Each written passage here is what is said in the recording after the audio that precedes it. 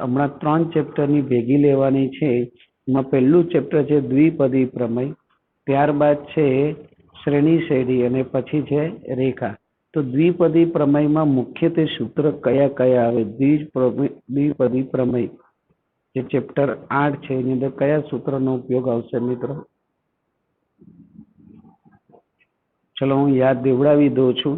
आ प्रकारનું सूत्र a+b⁴ આવતું याद આપણને હોવું જોઈએ। એમાં સૌ પ્રથમ NC0 લખતા હતા। NC0 આપણે લખવામાં આવતું NC0 અને એની n ઘાત। પછી શું લખતા હતા આપણને યાદ હોય તો NC1 લખવામાં આવતું। NC1 એની ઘાત છે એ ઘટતી જાય અને બીની વધતી જાય। NC1 પછી NC2 a⁻n−2 અને b²।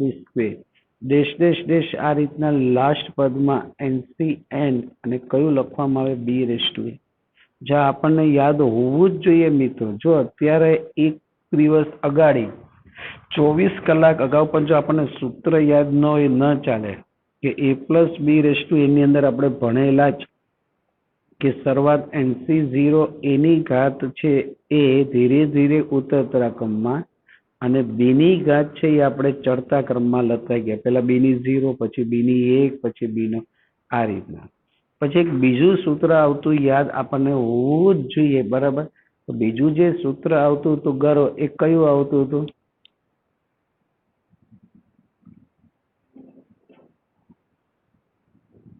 હું લખી દઉં છું આ રીતનું T(r+1) બરાબર કયું લખવામાં આવતું હતું?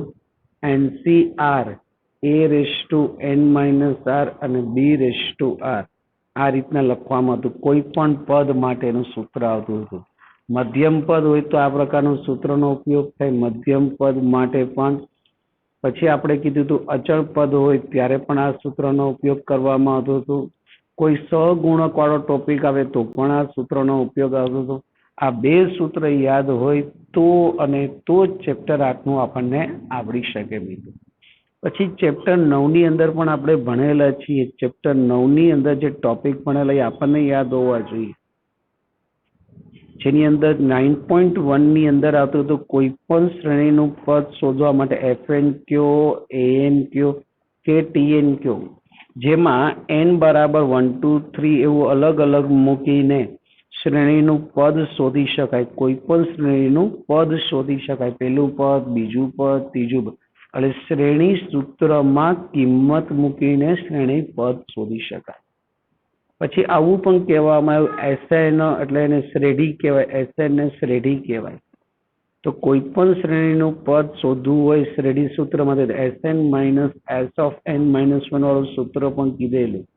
શ્રેઢી સૂત્ર ઉપરથી શ્રેણી સૂત્ર મેળવી શકાય। પછી 3 પ્રકારની શ્રેણીની વાત કરવામાં આવી। તેમાં સૌ પ્રથમ 10મા ધોરણના ગુરુજીને આધારે આપણે કીધી હતી સમાંતર શ્રેણી, કે કોઈ પણ શ્રેણીનું પદ શોધવા માટેનું સમાંતર શ્રેણીમાં સૂત્ર હતું। સમાંતર શ્રેણી માટે કોઈ પણ પ્રકારની સમાંતર શ્રેણી, તો સમાંતર શ્રેણીમાં પ્રથમ પદ a કહેવાય, ડિફરન્સ d કહેવાય। તેના nમા પદનું સૂત્ર a+n−1 × d હતું અને n પદના સરવાળા માટેનું સૂત્ર શ્રેઢી કહેવાય, જેનું સૂત્ર n/2 2a+n−1 × d લખાય। બીજું સૂત્ર આનું લખવામાં આવતું હતું n/2 a+a એ સમાંતર શ્રેણીના સંદર્ભમાં। પછી આપણે ભણી ગયેલા છીએ સમગુણોત્તર સમાંતર શ્રેણી। પછી આવતું હતું સમગુણોત્તર શ્રેણી। સમગુણોત્તર શ્રેણીમાં ગુણોત્તર અચળ હોય। પહેલું પદ a કહેવાય, પછીનું ar કહેવાય, પછી ar² કહેવાય, પછી ar³, એટલે બધાને ચોક્કસ વેલ્યુ વડે ગુણાકાર કરવા। તો આમાં ગુણાકાર r વડે ગુણવામાં આવે, એટલે સમાન રીતે ગુણકમાં આવે એટલે સમગુણોત્તર કહી શકાય। જેની અંદર nમા પદનું સૂત્ર એટલે કે કોઈ પણ પદ સમગુણોત્તર શ્રેણીમાં શોધવું હોય એના માટેનું સૂત્ર કીધેલું ar(n−1). પછી એમાં n પદના સરવાળાના સંદર્ભમાં આપણે કહેવામાં આવેલું n પદના સરવાળાનું સૂત્ર a(n−1) જે r greater than 1 માટે, અથવા જો r less than 1 હોય તો આ જ વસ્તુને r⁻n-1 ની બદલે લખાય 1 - r⁻n ની છેદમાં 1 - r સમગુણોત્તર શ્રેણી માટે.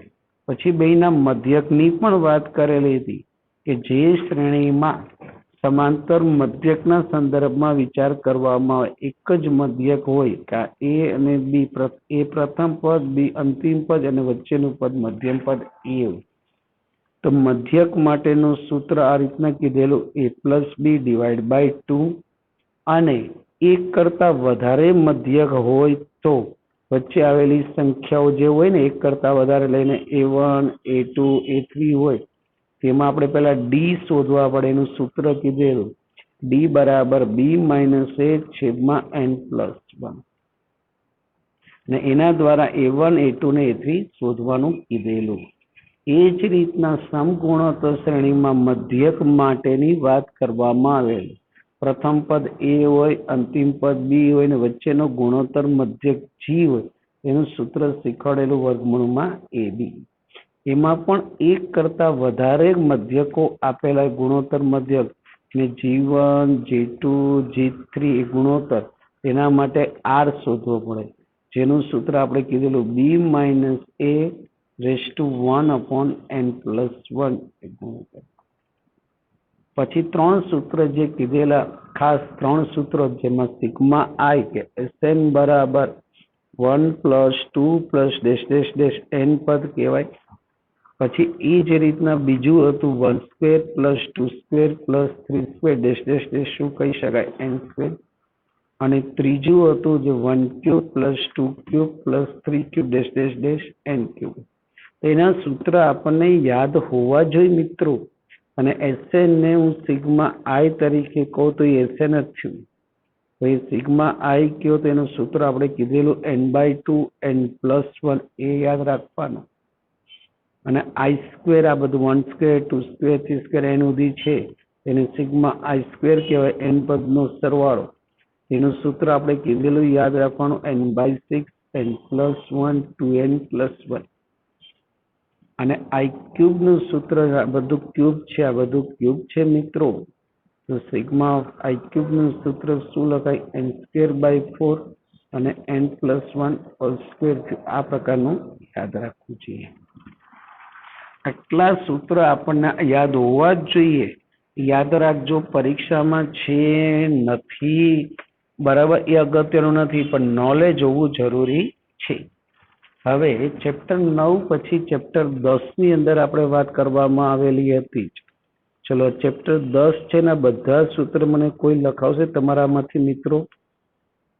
કોઈ એક સૂત્ર ને 10 10.1 10.2 10.3 10.4 10.5 અને સ્વાધ્યાય 10 સુધી. કારણ કે તમે લોકોએ ઘણી બધી ઊંચી ફી 1.25 લાખ 1.5 લાખ ખર્ચીને પણ 5-5 કલાક ટ્યુશન એટેન્ડ કરેલું છે બધાએ.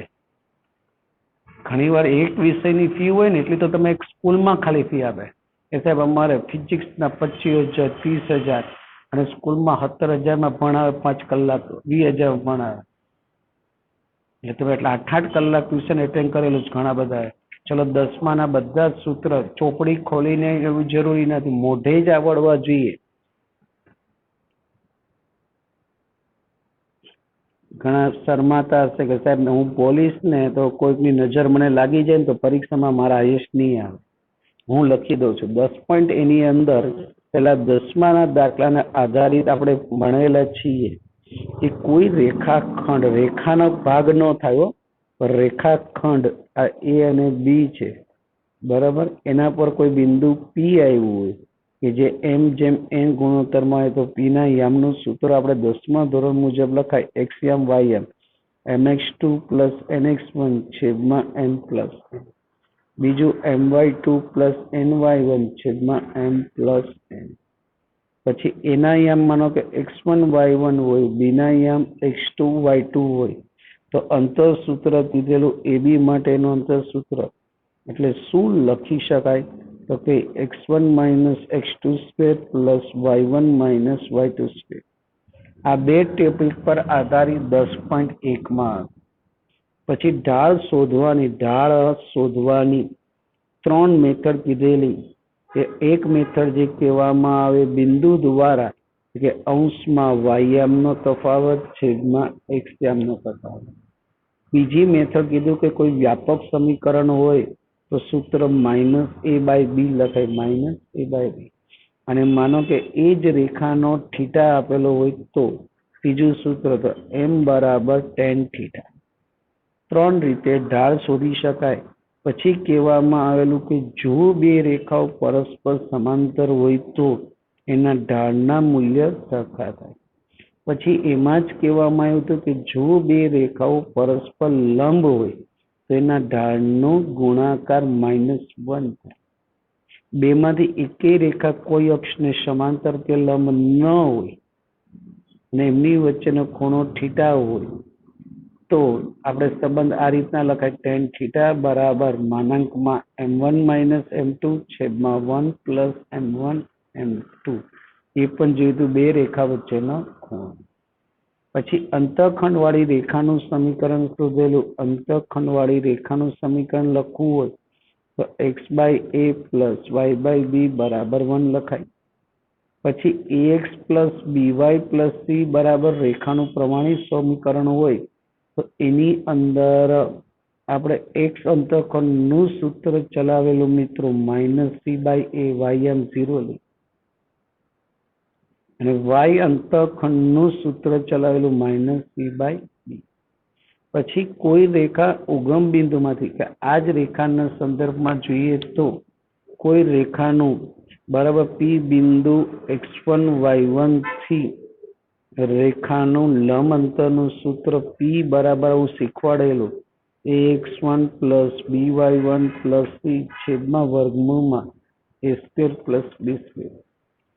એ જ રેખા જો ઉગમ બિંદુમાંથી પસાર થાય તો ડાયરેક્ટ સૂત્ર બદલાઈને આપણે લખતા હતા -c વર્ગમૂળમાં a² પ્લસ b². એવી બે રેખાઓ જો પરસ્પર સમાંતર હોય તો એની વચ્ચેનું લંબ અંતર શોધવું હોય તો પરસ્પર સમાંતર હોય તો ax plus by plus c બરાબર પહેલીનું સમીકરણ અને બીજાનું ax plus by plus c છે. ફક્ત અચળ બદલાય. એના માટેનું બે રેખાઓ સમાંતર હોય તો એમની વચ્ચેનું લંબ અંતરનું સૂત્ર આપણે રાધે કૃષ્ણ ભણી ગયેલા છે. સૂત્ર c - c છેદમાં વર્ગમૂળમાં a² પ્લસ b². પછી આપણે આવું પણ ભણી ગયેલા છે કે એ બે રેખાઓ પરસ્પર છેદે અને એના છેદ બિંદુમાંથી પસાર થતી રેખાનું સમીકરણ માટેનું પણ ભણી ગયેલા છીએ. એક રેખાનું સમીકરણ a1x plus b1y plus c1 વાળું હોય અને a2 નું પણ, તો પરિણામી રેખાનું આવું સમીકરણ આપણે ભણી ગયેલા છીએ. જેમાં પહેલી રેખાનું સમીકરણ a1x plus b1y plus c1, બીજાનું a2x plus b2y plus c2. આ રીતે આ બધા જ સૂત્ર તમને બ્લડમાં છે જ ને તમે હોશિયાર જ છો, બરાબર, એટલે કોઈ ચિંતા જેવું નથી. હવે આગળ જોઈએ સ્વાધ્યાયના જે દાખલા 2 બાકી છે આપણે ચલાવી દઈએ એટલે આજે એમાંનું પૂર્ણવતી થઈ જાય, બરાબર, એટલે ખ્યાલ વાંધો ન આવે મિત્રો. તો નવા દાખલા તરફ આપણે રકમમાં શરૂઆત કરીને લખીએ છીએ.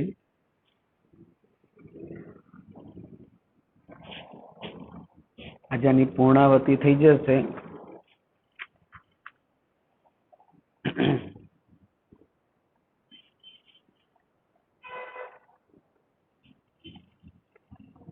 ત્રેવીસમાં દાખલામાં એમ કીધું છે કે સાબિત કરો કે બિંદુઓ વર્ગમૂળમાં a² માઇનસ b² 0 અને માઇનસ વર્ગમૂળમાં a² માઇનસ b² 0 થી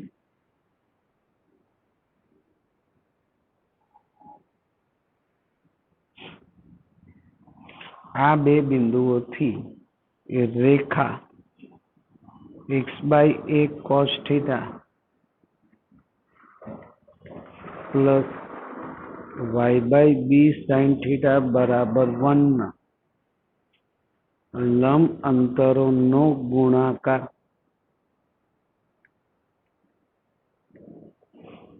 b² છે એવું સાબિત કરવાનું છે.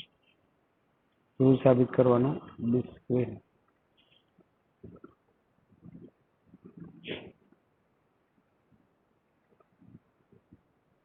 જોઈએ શું કહે છે રકમમાં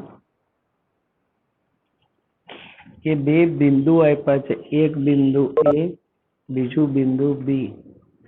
તો એક બિંદુ એ છે, બીજું બિંદુ બી, તેનો આ રેખાથી લંબ અંતર અનુક્રમે P1 અને P2 લઈ તેનો ગુણાકાર કેવો બતાવવાનો છે? B² બતાવવાનો છે. બને ત્યાં સુધી આવદર ન કરો. તમે ઇન્ટેલિજન્ટ અને સ્માર્ટ છો જ. અવાજ કન્ટિન્યુઅસ અમને આવ્યા કરે છે. તમે ઘરે મકવાના ફોટા છે ને, તમારો ફોટો મૂકીને મા બાપ પાસે રાજી રહ્યો, કારણ કે ડિસ્ટર્બન્સ થઈ શકે છે. લેટ નહીં આવો, ટાઈમ ટુ ટાઈમ સમયને સાચવો તો સમય તમને સાચવશે. તમારા 98 માર્ક તો છે જ 100 માંથી, ખાલી 2 માર્ક માટે જ તમે વધારે એક્સ્ટ્રા ધ્યાન આપો છો મિત્રો. જોઈએ આગળ, કારણ કે હમણાં સૂત્ર પૂછ્યું તો કેટલા જવાબ આવ્યા અમને ખ્યાલ છે. જે સાબિત કરવાનું કીધું છે, તો સૌ પ્રથમ પહેલા એક બિંદુથી એક રેખાનું અંતર P1 કહેશું. તો આપેલ જે રેખાનું સમીકરણ છે, હું પહેલા લખી દઉં છું કે L તરીકે લખું તો રેખાનું સમીકરણ x/a cos θ plus y/b sin θ is equal to 1 છે. આનો ક્રોસ ગુણાકાર કરીને લખવામાં આવે તો શું લખાય? bx cos θ પ્લસ ચોકડી ગુણાકાર કયો કે ક્રોસ ગુણાકાર કયો, બરાબર જ થયું, બરાબર AB. આ બાજુ લઈ આવીએ એટલે આપણી પાસે સમીકરણ b cos θ ઇન્ટુ x લખાય. એ જ રીતના a sin θ into y plus AB આ બાજુ આવે એટલે માઇનસ AB બરાબર 0. આ રેખાનું સમીકરણ છે. હવે આ જે રેખા જે છે એના બે લંબાંતરની વાત કરવામાં આવી છે. પેલા એ બિંદુથી વાત કરીએ તો એ બિંદુ જેના અહીંયા આપણી પાસે છે વર્ગમૂળ a² - b² 0 થી રેખા L નું લંબ અંતર P1 છે. શું લે? P1. તો લંબ અંતર માટેનું સૂત્ર આવું ભણી ગયેલા છે, માનાંકમાં ax1 plus by1 plus c upon વર્ગમૂળમાં a² પ્લસ b², જેમાં x નો સહગુણક a કહેવાય, y નો સહગુણક b કહેવાય ને અચળ પદ કયું કહેવાય? c. આની અંદર કિંમત મૂકી દઈએ છીએ. x નો સહગુણક a એટલે કઈ વેલ્યુ મુકાય? b cos θ. b cos θ into x1 એટલે યામ કયા લખશું? વર્ગમૂળમાં a² - b². ત્યારબાદ a sin θ ગુણકમાં y1 એટલે યામ કયા લખાય? 0 લખાશે. કયા લખાય? 0. અને c તરીકે અચળ પદ એટલે કેવા ab લખાય? -ab. અને છેદમાં વર્ગમૂળમાં આ a² પ્લસ b² a એટલે b cos θ એનો વર્ગ, અને b² એટલે લખી શકાય b એટલે y નો સહગુણક a sin θ ને એનો વર્ગ છે. ધ્યાન આપી દે માનાંકમાં વર્ગમૂળમાં a² - b² into b cos θ 0 વડે ગુણ્યા એટલે 0 અને -ab. છેદની અંદર જે પદ જે છે ને મિત્રો એનું એમનામ લખી દઉં છું. b નો વર્ગ એટલે b², cos નો વર્ગ એટલે cos², a નો વર્ગ એટલે a², sin નો વર્ગ એટલે sin² θ. અને આખી વેલ્યુ P1 તરીકે છે. કઈ કહી શકાય? P1. આખું પદ P1 થયું. અને નંબર હું 1 આપી દઉં છું. પેલાનું લંબ અંતર છે ને નંબર 1 કીધું. હવે એ જ રીતના બી બિંદુથી રેખાનું L નું અંતર, આ L નું,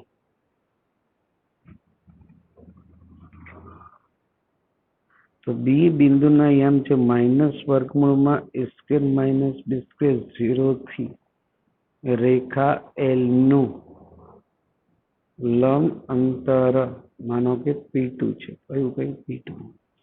તો P2 બરાબર પણ સૂત્ર એ જ રીતનું ax2 plus by2 plus c2 બરાબર છેદમાં વર્ગમૂળમાં a² પ્લસ b². તો એ અને બી સી એટલે તો એના એ જ રહેશે જે આપણી પાસે છે. આ એ, આ બી અને આ સી બરાબર લખી દઈએ છીએ. એબીસી એટલે શું થયું? તો એ એટલે લખવામાં આવશે બી કોસ થીટા એનો વર્ગ. બી એટલે લખાય એ સાઈન થીટા એનો વર્ગ માનાંકમાં એ એટલે થયું બી કોસ થીટા. x2 હમણાં લખી દઉં છું. બી એટલે એ સાઈન થીટા અને y2 એટલે 0 અને c એટલે માઇનસ એ બી. c એટલે આપણી પાસે છે જ મૂલ્ય માઇનસ બી ઇન્ટુ y1. હવે x2 y2 એટલે કયા લખાય? x2 એટલે માઇનસ વર્ગમૂળમાં a square minus B square અને y2 એટલે 0 થયું. કયું થયું? 0. તો જોઈએ માનાંકમાં માઇનસ વર્ગમૂળમાં a square minus B square B cos theta 0 into A sine એટલે 0 માઇનસ એ બી છેદમાં વર્ગમૂળમાં B square cos square theta plus A square sine square theta થયું.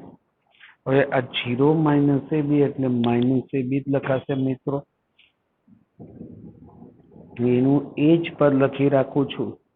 તો P2 ઇઝ ઇક્વલ ટુ માનાંકમાં વર્ગમૂળમાં a square minus B square B cos theta minus A B divide by વર્ગમૂળમાં B square cos square theta plus A square sine square theta. અને પરિણામ number 2 કહીએ. હવે બંનેનો ગુણાકાર છે ને મિત્રો, એમાં કીધું છે રકમમાં કે લંબ અંતરનો ગુણાકાર કેવો લાવવાનો? બી સ્ક્વેર. એટલે P1 ઇન્ટુ P2 આપણે કરશું. P1 into P2. P1 ની વેલ્યુ પહેલા માટે નીચે ગુણકમાં P2 અને નીચે.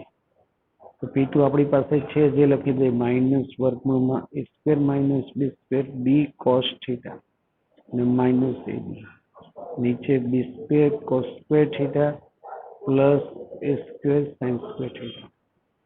તો P1 ની અંદર પણ જો આ નીચેનું B square cos square A square sine square છે ને એ લખી દો.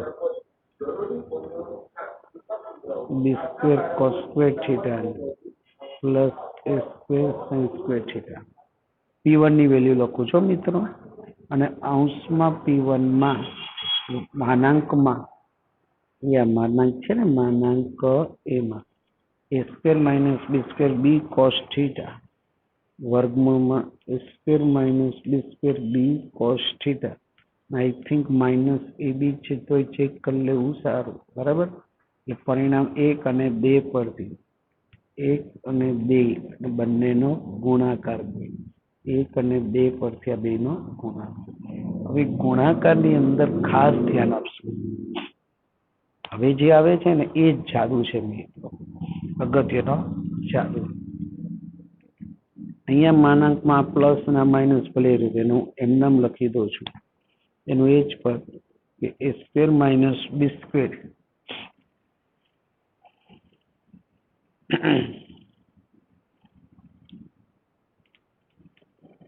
Into B cos theta minus A B ભલે. આમાંથી શું કોમન કાઢવું? માઇનસ. તો માઇનસ નો માનાંક એટલે એ પ્લસ થઈ જશે. આ માઇનસ કોમન તો 12 માનાંક છે ને, ડાર્ક કરું છે એટલા માટે એ પ્લસ થઈને લખાઈશું એ square minus B square B cos theta અને અહીંયા પ્લસ એ બી થાય. આમાં બે જગ્યાએ પ્લસ માઇનસ, આમાંથી હું માઇનસ 12 કાઢું એટલે પ્લસ થઈ જાય કે નહીં? એટલે આ માઇનસ નો માનાંક એટલે કેવું થઈ ગયું? પ્લસ થઈ ગયું. અને નીચે છે ને આ એકને એક કૌંસ 2 વાર છે જુઓ, એટલે વર્ગમૂળ અને આ વર્ગ થયું. કોનું થયું? B square cos square theta plus A square sine square theta થયું. હવે ઉપર ધ્યાન આપી દઈએ છે કયા પ્રકારનું વર્ણન ક્યાં થઈ રહ્યું છે તે. ત્યાં બે ગુણાકારમાં છે. નીચે તો વર્ગમૂળનો વર્ગ એટલે કયું આવશે? B square cos square theta plus A square sine square theta. ઉપરની અંદર હું માનાંકમાં જ લખી દઉં છું કે આ આખું પદ એકવાર માઇનસ છે ને એ જ પદ પ્લસ છે. અહીંયા A square minus B square B cos theta, અહીંયા એ બી અહીંયા a square minus B square B cos theta અને અહીંયા એ બી, અહીંયા વર્ગમૂળમાં અહીંયા પણ વર્ગમૂળ. તારે a માઇનસ બી ને a પ્લસ બી મુજબ લખી દઈએ તો અવયવ થયા a સ્ક્વેર માઇનસ બી સ્ક્વેરના, અને છેદમાં જે પદ છે એ ભલે એમ નંબર્યું.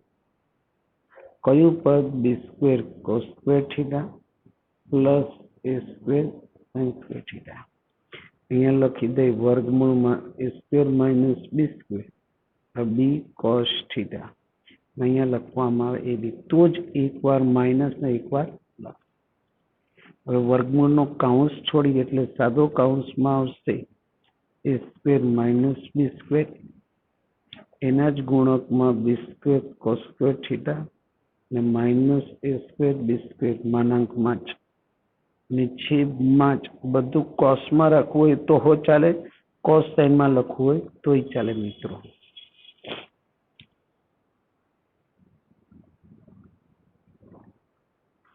હવે આગળ શું સાદું રૂપ આપું છું જોજો. મારે સાબિતીમાં છે ને મિત્રો શું લાવવાનું છે ખબર છે?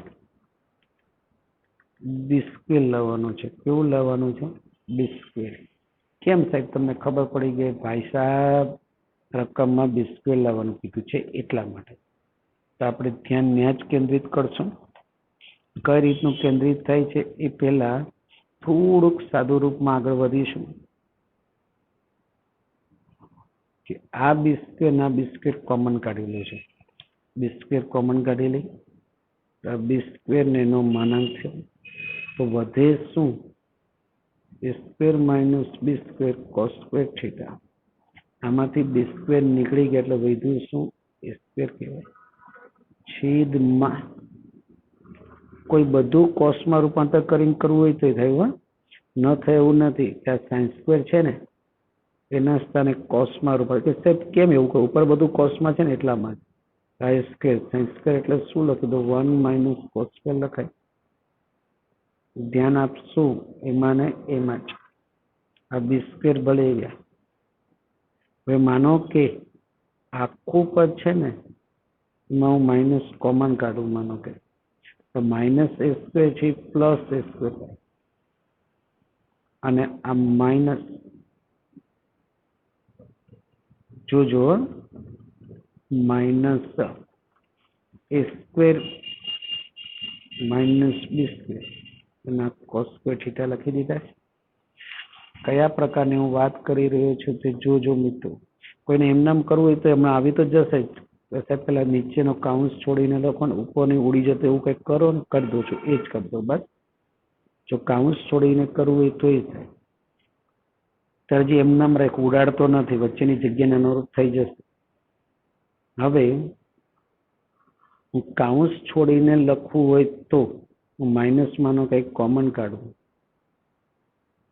આ minus A square A plus થયા, અને આ પ્લસ વાળું પદ છે minus A square minus B square into cos square લખી દીધું.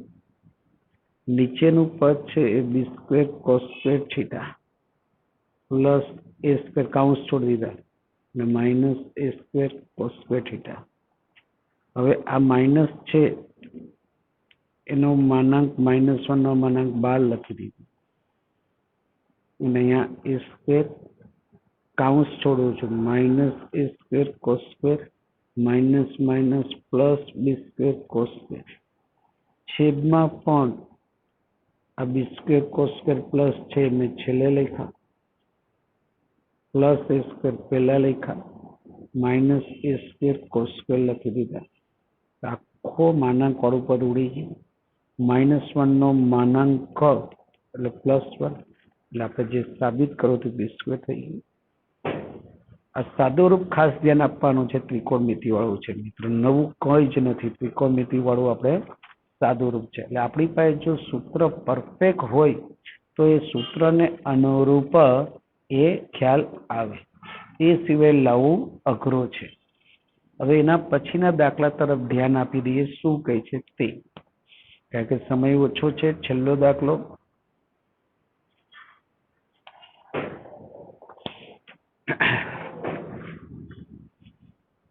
શું આપ્યું છે? 24મા દાખલાની રકમમાં કે એક વ્યક્તિના સમીકરણો દ્વારા દર્શાવતા સીધા રસ્તાના સંગમ પર ઊભો છે. ઓહો હો, આ એક રસ્તો અને આ બીજો રસ્તો, અને અહીંયા ભાઈ ઉભેલા છે. એક રસ્તાનું સમીકરણ હું ટૂંકમાં રકમ લખું 2x - 3y + 4 = 0 છે, અને બીજા રેખાનું સમીકરણ 3x + 4y - 5 = 0 છે. આ દર્શાવતો ઉભો હતો. સમીકરણ 6x + y રસ્તા પર ન્યૂનતમ સમયમાં પહોંચવા માટેનું અંતર. એટલે બીજું જે છે રેખા, માનો કે આ રીતની છે, આ રેખા, તો ત્યાં આ રસ્તા ઉપર સુધી પહોંચવા માટેનું ન્યૂનતમ અંતર શોધવાનું છે, pm.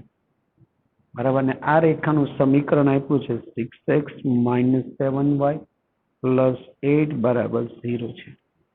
તો પેલા જે જૂની રેખા છે ને L1 અને L2 એનું છેદ બિંદુ P શોધી લે. હું ડાયરેક્ટ રકમ આકૃતિના આધારે સમજાવી દીધી છે મિત્રો. તો પહેલા આપણને જે આપ્યું છે ને એની વાત કરી દઈએ છીએ. બરાબર. L1 નું સમીકરણ 2x - 3y + 4 = 0, અને L2 નું સમીકરણ 3x + 4y - 5 = 0. લોકની રીત કરવી હોય તોય ચાલે, ને કોઈને કાર્ટેશિયન ગુણાકારની રીત આ રીતના કરતા હતા એ કરવી હોય તોય ચાલે. ચોકડી ગુણાકારની રીત x, y અને 1. તો x ના સહગુણક નહીં લેવાના, y ને અચળના લેવાના, એવું તમે ભણી ગયેલા છો 10માં. આ x ના ભૂલી જાઓ, y ને અચળના એટલે કયા છે? -3, 4 અને -5. y ના નહીં લેવાના, પરંતુ એમાં અચળ પહેલા લખવાના 4, -5, 2 અને 3. આ y સિવાય ના લેવાના. એમાં અચળ પહેલા ને પછી x નો વાળો પહેલા આવી ગયો, y નો. હવે અચળ સિવાયના એટલે કયા? 2, -3, 3 અને 4 થયા મિત્રો. તો જોઈએ x ના છેદમાં શું લખાશે, y ના છેદમાં અને 1 ના છેદમાં. જોઈએ ચોકડી ગુણાકાર ગરબા રમતા હતા એ મુજબ. 5 તેરી 15, -16, 12, -10, ચોકડી 4 દુ 8 અને -9.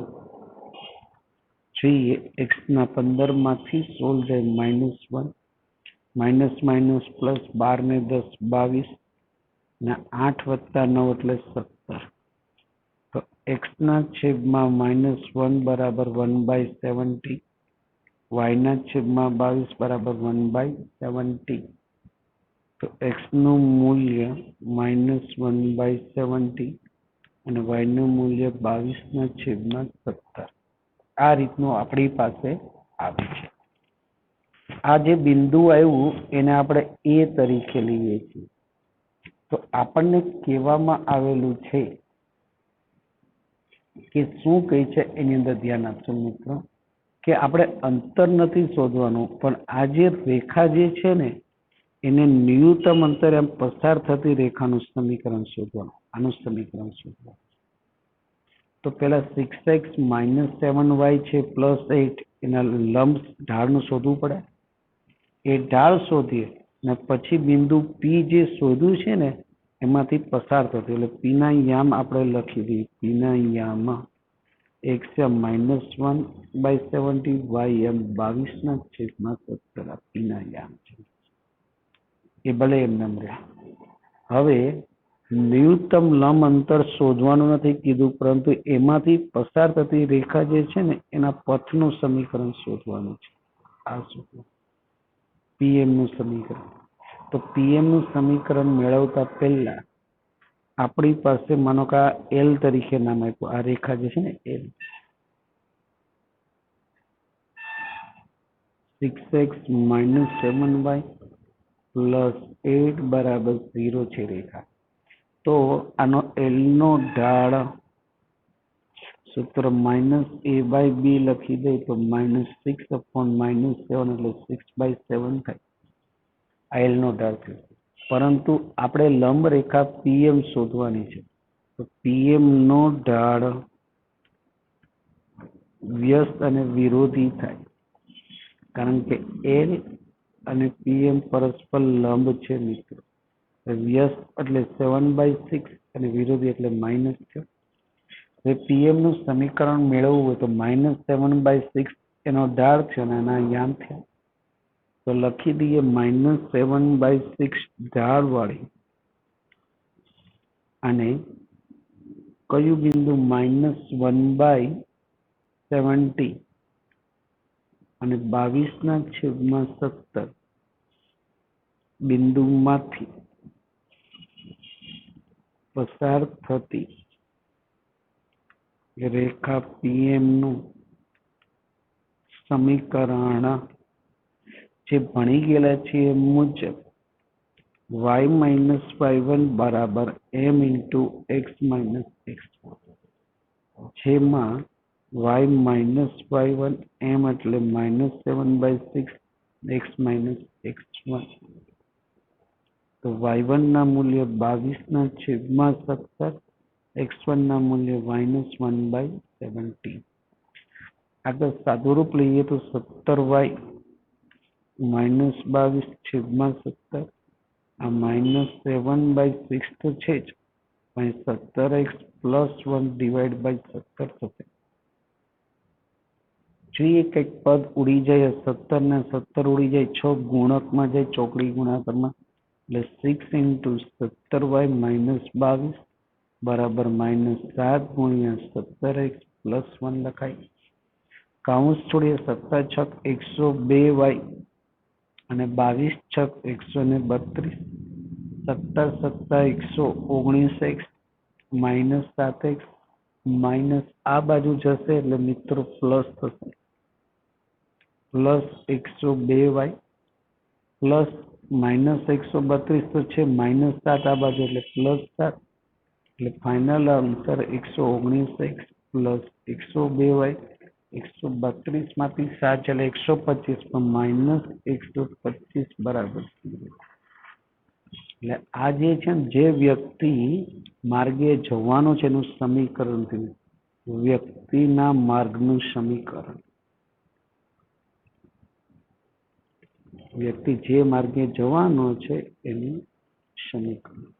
અહીંયા આ ચેપ્ટરની આપણે પૂર્ણાવતી કરીએ છીએ, બરાબર. એટલે અહીંયા બધો જ ખ્યાલ તમને આવી ગયેલો હશે જ, બરાબર.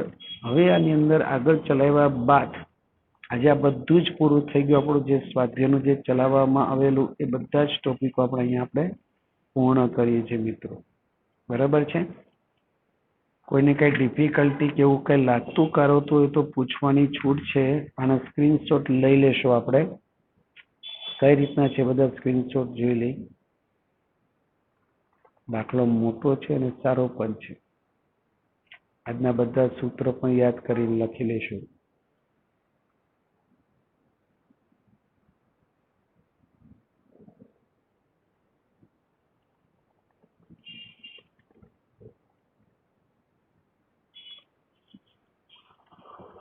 ચેપ્ટર 9 ના બધા સૂત્રો.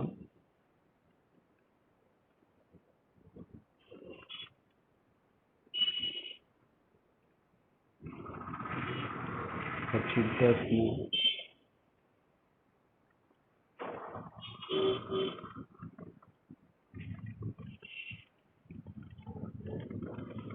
પછી 11 ની અંદર આ બધા દાખલાઓ જે બાકી હતા બે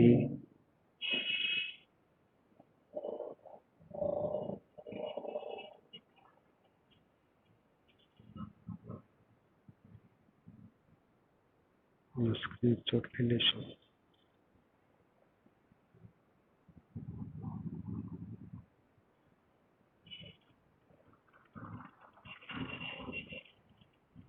નવા ચેપ્ટરની શરૂઆત કરી દઈએ છીએ, સાંકોની. બહુ સારું ચેપ્ટર છે અને બહુ અગત્યનું છે. જૂના સિલેબસની અંદર આ ચેપ્ટર જે છે સાંકો, એની અંદર અલગ અલગ ચેપ્ટરનો અભ્યાસ કરવામાં આવેલો.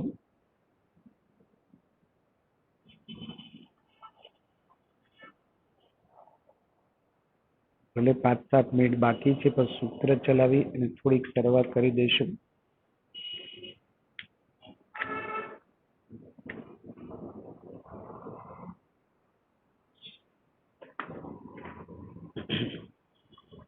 જેની અંદર 11.1 ની અંદર જે અમુક દાખલાઓ છે એમાંના થોડાક ટોપિકની શરૂઆત સૂત્ર ચલાવી દઈશું.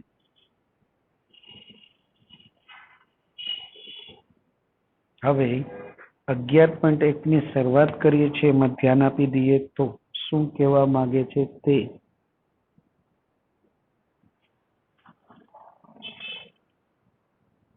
ચેપ્ટર 11 જેની અંદર સાંકવો કીધું છે.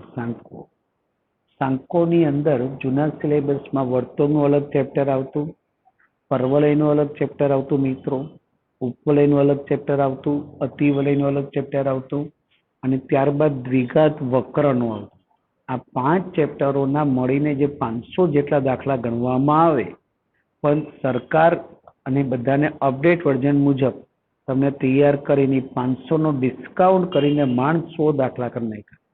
5 ચેપ્ટરને માઇક્રો કરીને આ એક જ ચેપ્ટરમાં નામ આપી દીધું સાંકવો, જેના ઘણા બધા સૂત્ર, ઘણી બધી ફોર્મ્યુલા, ઘણા બધા base of confidence which are necessary for the parts of now Maths 1, Maths 2, Maths 3 for engineering and MSc and scientist faculty. એ લોકોને ખબર છે એટલે તમે ઘણા એ ચેપ્ટરના બધા જ ભાગોની થિયરી દૂર કરી આનો ઉપયોગ કરવામાં આવ્યો છે. હવે જોઈએ આપણે, હું સૂત્ર ખાલી ચલાવી દઉં છું એટલે ખ્યાલ આવી શકે. ઓકે, ચલો મીટિંગ પતી ગઈ.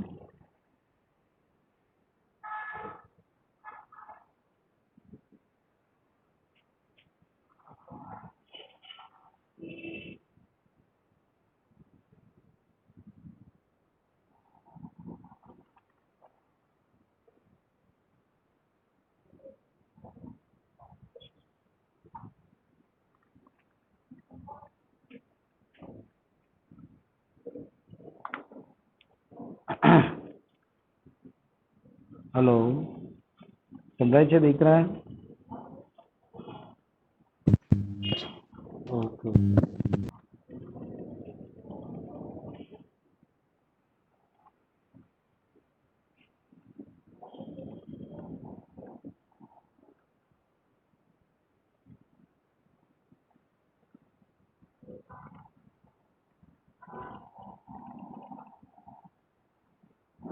જોઈએ આપણે થિયરીમાં આગળ શું કહે છે તે. ખાલી એક ટોપિક ચલાવી દઉં છું અને એકાદ બે દાખલાની શરૂઆત કરી દઈએ કે આપણે ભણી ગયેલા છીએ એ ચેપ્ટરની અંદર જ જેતું એ રેખા હતું.